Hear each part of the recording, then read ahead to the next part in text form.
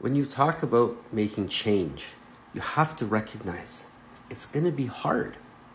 And unless you have some tools and some real perspective, it's easy to fall short and to fall back into old habits. So, as an example, the last time for me when I realized it was time to start making a lot of money, I had taken some time off and I had this feeling that it was time to get really serious about making a lot of money. And it was just before COVID.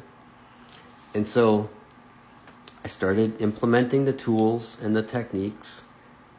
It enabled me to have consistency and to be coherent. And I started to make crazy amounts of money. It enabled me to get out of the city as COVID was starting to get bad, especially in Canada where the lockdowns were kind of insane. So I was able to avoid all of that. And then I was able to move my family to a vacation destination. And we ended up staying for 2 years because it fit the bill. All the blanks got filled in. I never planned to move my family like that to another country for 2 years. But that's what happened because I was so specific in terms of the energies that I wanted to have in my life, the way I wanted to experience myself. Not so much what I wanted to have, but how I wanted to live. And so that lifestyle that I was so clear about landed me in such a beautiful place.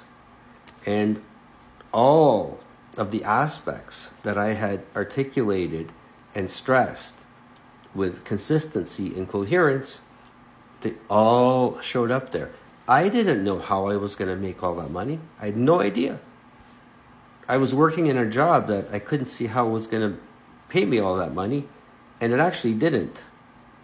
But part of my routine from getting into the office early in the morning and writing about things and taking breaks and on my drive to work and on the way back, I was getting really clear and really focused on how I wanted to live.